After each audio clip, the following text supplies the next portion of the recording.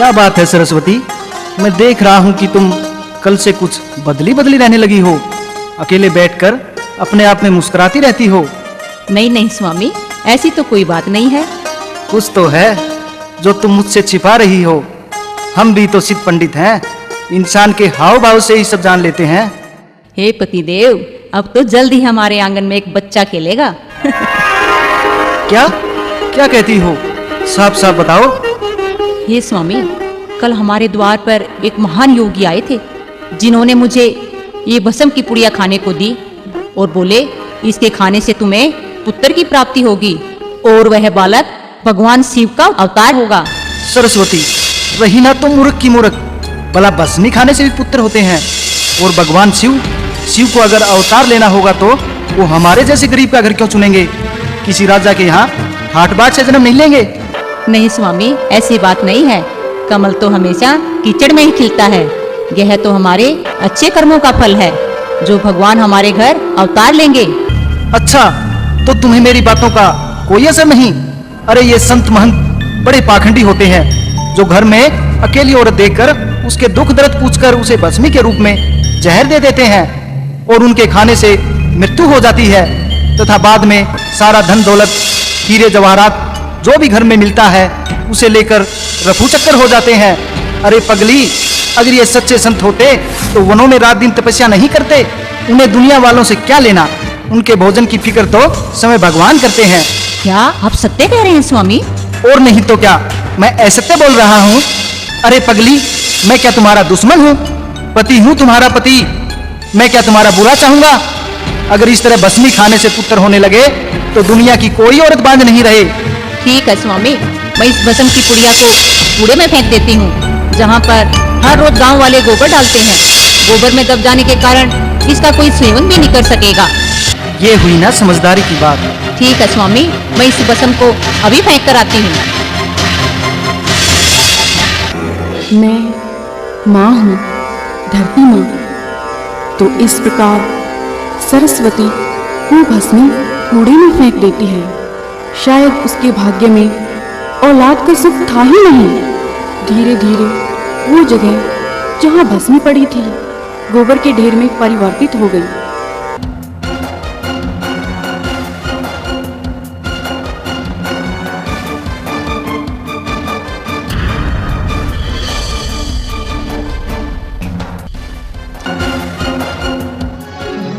आज तक इस सृष्टि में यही कथा प्रचलित है कि गोरखनाथ 12 वर्षों तक जमीन में दबा रहा। उसके बाद गुरु मच्छिंद्र नाथ ने उन्हें बाहर निकाला। लेकिन यह सत्य नहीं है, क्योंकि मिट्टी में दबने के बाद कोई इंसान कैसे जीवित रह सकता है? जन्म लेकर बड़ा होने की बात तो बहुत दूर की है। सत्य तो यह है कि जब सरस्वती ने वो भस्म फेंकी तो वो भस्म मैंने खा ली और मैंने ही 9 महीने तक शिव अवतारी बालक गोरखनाथ को अपने गर्भ में रखा और उसके बाद मैंने नन्हे गोरख को जन्म दिया। ऐसा लग रहा था मानो सारा ब्रह्मांड व 33 करोड़ देवी देवता बालक गोरखनाथ के रूप में भोलेनाथ के बाल रूप को देखने के लिए उमड़ पड़े।